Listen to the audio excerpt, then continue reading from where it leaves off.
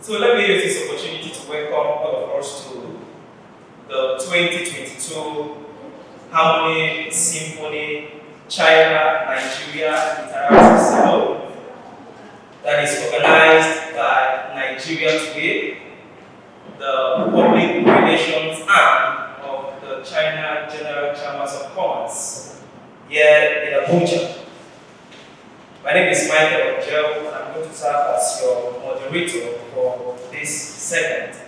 Now, this event was put together principally for us to discuss Nigeria-China relations with a view of looking at the outcomes, the tangible outcomes that have been achieved in this friendship that was birthed in 1971. Now, it is against this backdrop that we have invited seasoned resource persons, seasoned public policy experts, our friends in the media, and of course the academics to help us discuss this important topic. Is there a nexus? Is there a relationship between Chinese interest or Chinese business interest in Nigeria and of course Nigeria's economic growth and development? These are issues, these are topics that people always want to talk about. Now we are going to start in this format. The questions are divided into two parts, one for the panelists, the other for the audience. There are some questions that will be answered by both the panelists and the audience. Now we want a situation where almost all the panelists will have a shot on some of the questions. Okay. I'm going to start with Dr. Charles Onunaich. Please, can you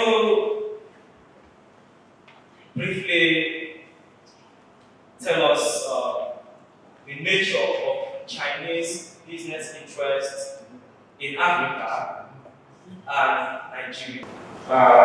Chinese companies are in Africa, not out of charity. China has broken the middle income trap. Middle income trap is what economists say. When an economy grew to a certain point, it cannot go beyond that as a result of just. But in the case of China, China seems to have broken the gridlock of middle income and now moving its economy from common manufacturing to service. Consumption already by 2012, China moved into what they call the new normal. Replacing the traditional drivers of our economy, which is manufacturing, with consumption, with innovation, with knowledge. So most of the middle-scale Chinese companies needed to leave. The kind of advantage China had about 40 years ago, when factories in Europe and Japan were relocated to China on account of high labor costs of Europe. Today, Africa holds the same advantage, relatively low labor costs. So Chinese companies are moving because the cost of the rising cost of labor, it is no longer cheap. And the continent or the region of the world that holds that advantage of relative labor cost now is Africa. So it is our objective advantage to be the next workshop. What we need is policy measures to engage the opportunity of being the relatively low labor cost region in the world.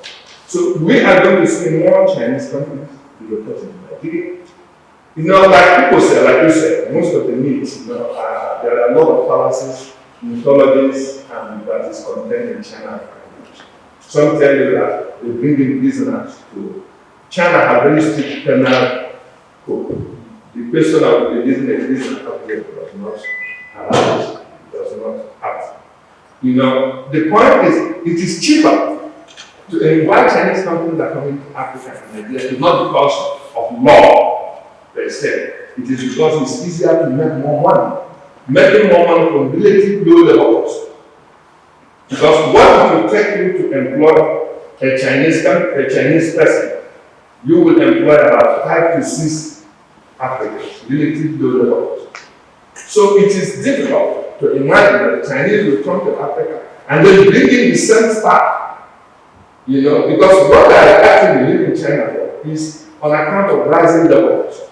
So it is out of question, it's not much economical to bring in the same Chinese who are coming to Africa to contact.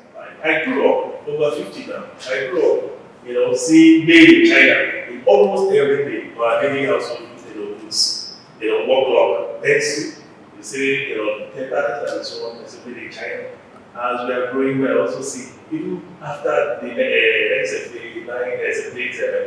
reforms, more things, then the globalization came also, more things are also coming. So in terms of investments, we are enjoying, whereas what we cannot overemphasize enough all this, the impact that the Chinese investment has contributed to our economy. What I'm wearing, about 80% is China, in China, so I'm benefiting. When we are talking about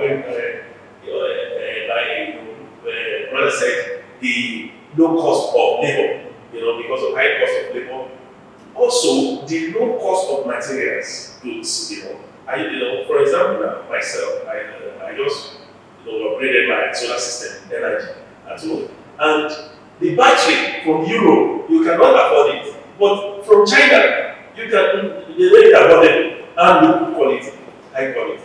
So also panels, so also many things or areas of life. So they have made business very easy to do. They are employing millions of youths. If you go to China and just every day, if you go to anywhere, you see our youth being engaged. They are being taken away from crime and being very engaged. Efficiency and effectiveness of businesses and services are really improved with the impact China has made, in our economy. It's also in sport, in think tanks. I'm a think tank and research institute. Some of my colleagues they did their PhD. I've gone for a seminar there, all on the expenses of the Chinese government. And I've learned, I've added to my knowledge, I've added to my attitude has changed, my mindset has changed. So I think the media has a lot to do in order to educate that, and this platform is an example. Now the media has a lot of role to play. Like I said, China culturally, they beat results, they have this culture of shame. They don't want to be what they call saving face. They don't want to really give so robustly the way other countries that are doing what they are doing in terms of opening up economies in Africa and other developing parts of the world, Southern America. So what they need to do is what we are doing here and what some of the friends of China are doing, trying to change the narrative, trying to position the Chinese narrative in positive light, especially in the areas that people are not aware of. So this is what the media can do. The position of China in the world today is what we should have been looking at, because the position is not by accident. It's a deliberate position to rearrange itself, look inwards to say this is what we stand for as China, as a nation. So Africa has been looking up to Nigeria so eagerly for leadership. Africa has been looking up to, say, Nigeria for growth. Africa and most Africans, sometimes they will wonder what has been happening. How come we're not delivering that which they have been looking up to? Because if you look these days back to 60s, 70s, 80s, most African nations look at us as not just the giants of Africa, but those that will provide that system for growth, leadership, and everything that we ever think about. So now, how much have we learned from those things there? Those are the things that I would not say, like we have been so very much unfair to China. Who comes with hands wide open to come tell us that, look, we have these bilateral relations, we have these relations that should produce so many things positively for us. Now you don't have people come construct your roads, like you then learn how to construct the same roads again. It means that you're probably just waiting there for them to keep constructing and keep constructing and keep constructing, which is a very bad attitude. One. Secondly, they come and invest into the areas of agriculture. I used to be waiting that they will make sure it moves from one level to another, and then they will keep rolling on that level. The reason the China alumni try to stay and educate people is to say peace. The Kekena, if it's made in China, you see a lot of them in the electric cars. I believe that is the production house of the world, China. So if we know that that is the production house for this whole globe, it's world, is it not probably also for us to say we are making Kekena, bring us just the bed and the engine. Let's make at least some parts of it. But we probably go and make the whole thing and then we bring to Nigeria and we expect that we will grow. We also see in the areas of technology, they are living in the world today. How much are we even saying to them that, look, we heard that you're going to the moon. We want to have a space program with you. Let's not keep looking at the things that China has perfected, but let's join in the line to perfecting this. So the alumni looks at that level. And the alumni also says that this country calls itself a third world country. But we know that when we mix third world for third world, there's a first class third world and a second class third world. I don't know which class we belong in.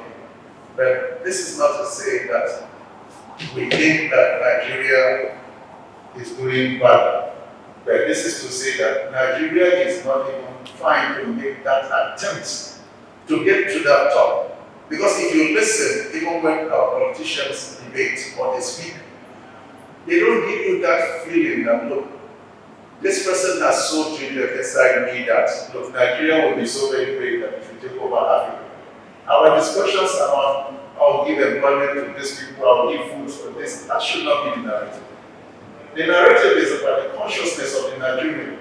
How much does he even understand himself? How much does he even think that he owes this country growth, he owes this country development, he owes this country this and that? We don't feel, we are all very careless about this. So we sit down and we hope somehow that the magic will be performed by maybe a politician who comes and will be saddled with how many number of, say, maybe members at the House of Representatives, and then the argument will be about whether we should impeach him today or tomorrow. We're not really, I'm not saying that change the system of governance, but this system of governance for Nigeria must be very, say much in order to who we are naturally. We are not the people that are Americans or Britons. We have tried the parliament, we have tried the democratic systems. I'm not saying run away from them before they now start saying that I'm calling for a change in the system. But if you look at it, be very sincere with yourself. The backlog of the things that you're carrying on your back will not help you grow. And if you understand that you will not go through this every day, and you know that the people that you go to meet every day for your developmental structures and the rest of it, why don't you copy one or two things from this people? What is it that is making them so very great? So, and I think that it's the high time for us to keep telling people, Nigerians, that this is the way. To be honest, no country feels comfortable and happy. I know things. That's the honest truth. But then again, I don't think we should be afraid, because it is to develop the country and move it forward. And we shouldn't be afraid, because in time we'll get to make more of what we spent on the road. So I don't think it should be something we should panic about. And there's a story going around that Zambia, they fell into the clutches of China, and China has entirely got over everything in Zambia, the airports, everything, But then I think this is just, to make other African countries scared, because we all know the relationship between the West and China is not really going so smoothly. So yeah, I don't think we should be afraid of taking the risk. It's going to do something great for the country, lines of development. And yes, we are beginning to see all of these things happening. I mean, we are beginning to see the impacts these laws are making. Wow. No, 2020, when we were all trapped with COVID-19, the House of Rep member came on screen on channels and saying they are going to seize our infrastructure if we don't pay. Now they gave a case studies of Zambia, another case studies. I think one of the major case studies was that of Sri Lanka. Now, the question Africans and Nigerians should be asking themselves is, a country that forgives debt, a country that writes off interest, and a country that will cancel the totality of debt, can that country seize your infrastructure? No. Even in Sri Lanka, they didn't seize any infrastructure. Neither did they seize anyone in Zambia. Neither did they threaten to seize anyone in Zambia. If you want to know more about Chinese debt, Africa's debt to China, and the debt trap discourse, look at the CARI, China Africa Research Institute in Janowski. It will tell you there's no proven data, there's no validity that is happening. Now, secondly, I would like to say that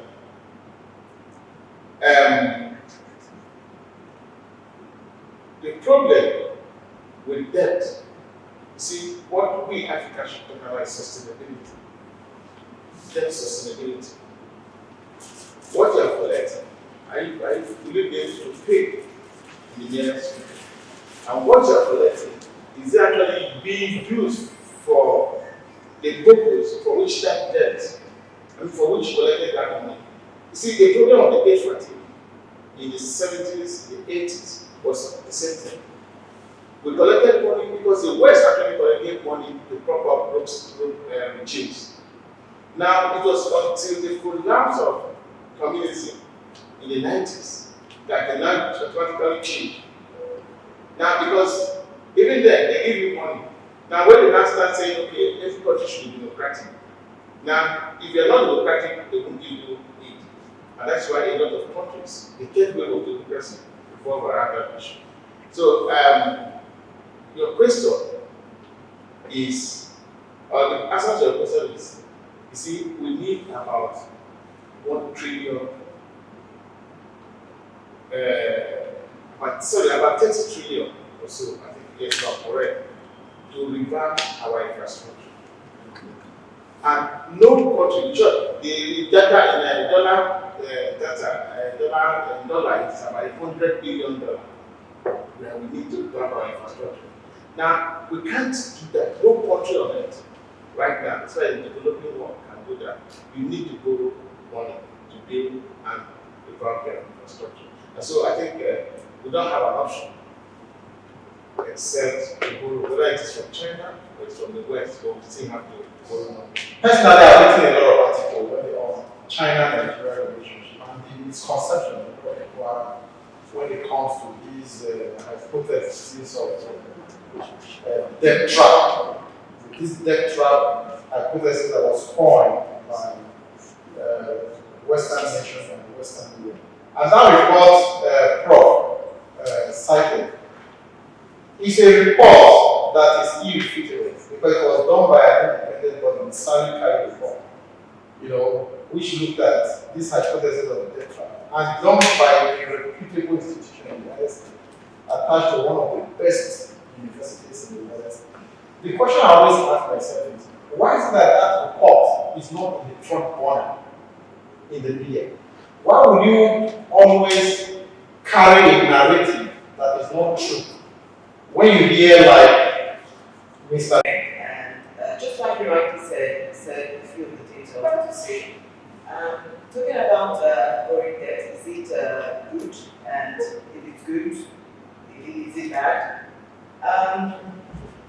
As a Nigerian citizen, it's for me, I feel scared.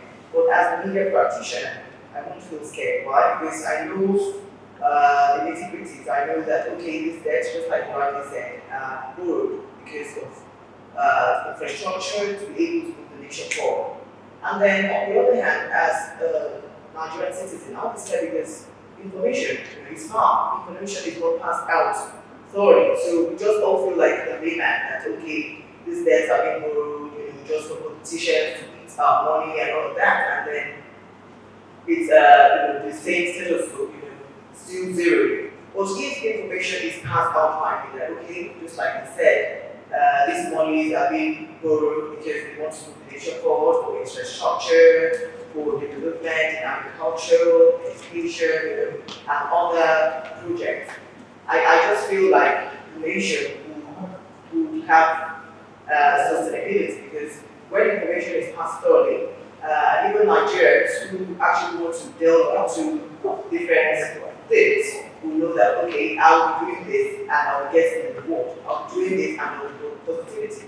But when you just feel like monies are being borrowed and nothing is happening, everyone just feels like, okay, the nation is not going forward and we're just borrowing monies and nothing is happening. So I just feel like from one information is passed, so even if we're borrowing money, the right information to be passed out thoroughly to the public. Good afternoon.